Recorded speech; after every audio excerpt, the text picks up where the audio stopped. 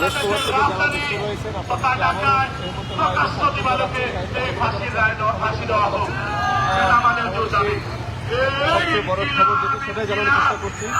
মানবতা বিরোধী অপরাধে ছাত্রদের হত্যার যে রায় আন্তর্জাতিক অপরাধ ট্রাইব্যুনাল থেকে হয়েছে আসাদুজ্জামান খান কামালের মৃত্যুদণ্ড ঘোষণা করা হয়েছে 24 আগস্টে সংগঠিত গণহত্যার দায়ে মানবতা বিরোধী অপরাধের মামলায় ক্ষমতাচ্যুত প্রধানমন্ত্রী শেখ হাসিনা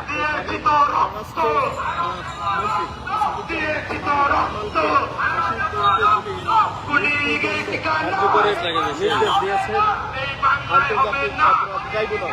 একই সঙ্গে দোষ স্বীকার করে রাজসাক্ষী হয়ে ট্রাইব্যুনালে সাবেক প্রধানমন্ত্রীর স্বরাষ্ট্রমন্ত্রীর বিরুদ্ধে সাক্ষ্য দেওয়া সাবেক আইজিপি চৌধুরী আব্দুল্লাহ আল মামুনকে 5 বছরের কারাদণ্ড দেওয়া হয়েছে।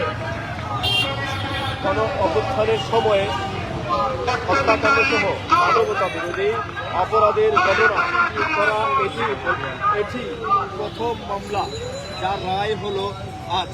সুপ্রিয় দর্শক মন্ডলী কে কোথা থেকে যুক্ত হয়েছেন অবশ্যই কমেন্ট করে জানাতে পারেন। মানবতা বিরোধী অপরাধের জুলাই আন্দোলনের প্রথম মামলার প্রথম রায় হলো সেই রায় থেকে কিন্তু জানানোর চেষ্টা করছি। সোমবার 17 নভেম্বর দুপুর 12:40 দিকে 6 অধ্যায়ে 453 পৃষ্ঠার রায় প্রথম অংশ পড়া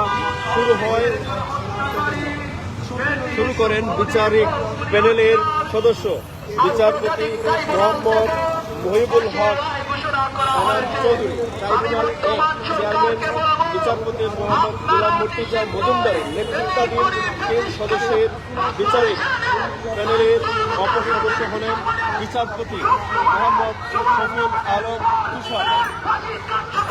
আলম মাহমুদ।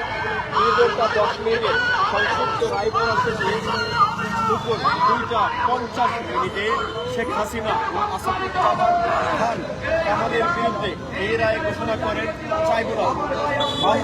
এই মামলায় পলাতক রয়েছে শেখ হাসিনা ও কামাল।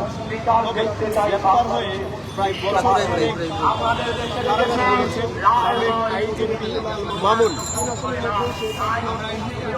যদিও রাজসাক্ষী হয়ে ট্রাইব্যুনালে সাবেক প্রধানমন্ত্রী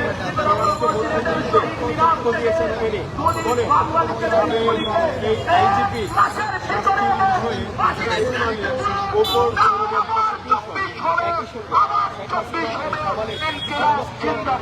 চাওয়া হয়। 3 আসামির বিরুদ্ধে মানবতা বিরোধী অপরাধের পাঁচটি আব্দুল্লাহ মামুন আসাদুজ্জামান সহ অনেকের 3 আসামির বিরুদ্ধে মানবতা বিরোধী অপরাধের 5টি অভিযোগ আনে প্রসিকিউশন। এর মধ্যে রয়েছে উস্কানি, মরণাস্ত্র ব্যবহার, আবু সাইদ হত্যা, চানকারপুল হত্যা ও আশুলিয়ার লাশ পুরানো। আনুষ্ঠানিক অভিযোগ মোট 8,747 পৃষ্ঠার। এর মধ্যে তথ্যসূত্র 2,018 পৃষ্ঠার, জব্দ তালিকা ও দালিলিক প্রমাণাদি 4,005 পৃষ্ঠার ও শহীদদের তালিকার বিবরণ 2,724 পৃষ্ঠার। সাক্ষী করা হয়েছে 84 জনকে। গত 12 মে চিফ প্রসিকিউটরের কাছে এ মামলার প্রতিবেদন জমা দেওয়া হয় ট্রাইব্যুনালের তদন্ত সংস্থা। সোমবার সকাল 9:10 পর কড়া নিরাপত্তায় কারাগার থেকে প্রিজন ভ্যানে করে মামুনকে ট্রাইব্যুনালে হাজির করে পুলিশ। অনেকটা মাথা নিচু করেই ট্রাইব্যুনালের হাজতখানায় ঢোকেন তিনি। এদিকে শেখ হাসিনার রায়কে কেন্দ্র করে ট্রাইব্যুনাল ও সুপ্রিম কোর্ট এলাকায় বাড়ানো হয় কয়েক স্তরের নিরাপত্তা ব্যবস্থা। পুলিশ, র্যাব, এপিবিএন, বিজিবির পাশাপাশি নিয়োজিত রয়েছে সেনাবাহিনী। তৎপর গোয়েন্দা সংস্থার সদস্যরাও নিরাপত্তার স্বার্থে রোববার 16 নভেম্বর সন্ধ্যার পর থেকেই দোয়েল চত্বর হয়ে শিক্ষা ভবনমুখী সড়কে যান চলাচল বন্ধ রাখে আইন শৃঙ্খলা রক্ষাকারী বাহিনী।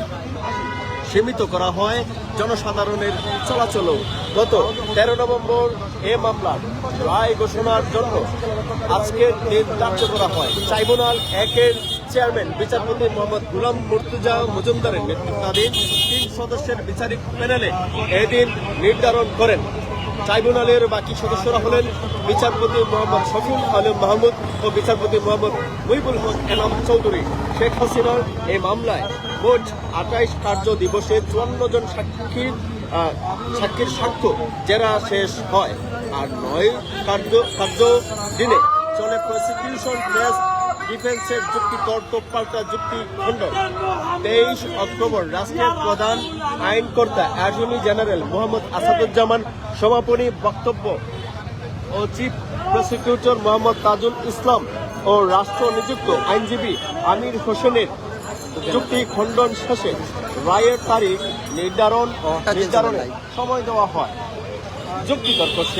যুক্তিতর্কে শেখ হাসিনা ও কামালের সর্বোচ্চ সাজা চেয়েছে প্রসিকিউশন, তবে রাজসাক্ষী হওয়ায় মামলার অন্যতম আসামি চৌধুরী আব্দুল্লাহ আল মামুনের ব্যাপারে ট্রাইব্যুনালের সিদ্ধান্তের ওপর ছেড়ে দেওয়া হয়।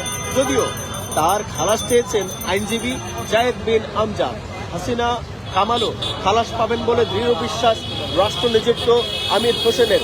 এই মামলায় 3 আসামির বিরুদ্ধে মানবতা বিরোধী অপরাধের 5টি অভিযোগ আনে প্রসিকিউশন। এর মধ্যে রয়েছে উস্কানি, মরণাস্ত্র ব্যবহার, আবু সাইদ হত্যা, চাঙ্কারপুলে হত্যা ও আশুলিয়ায় লাশ পুরানো। আনুষ্ঠানিক অভিযোগ 8,747 পৃষ্ঠার, এর মধ্যে তথ্যসূত্র 2018 পৃষ্ঠার, জব্দ তালিকা ও দালিলিক প্রমাণাদি 4,005 পৃষ্ঠার ও শহীদদের তালিকার বিবরণ 2,724 পৃষ্ঠার। সাক্ষী করা হয়েছে 84 জনকে। গত 12ই মে চিফ প্রসিকিউটরের কাছে এ মামলার প্রতিবেদন জমা দেয় ট্রাইব্যুনালের তদন্ত সংস্থা।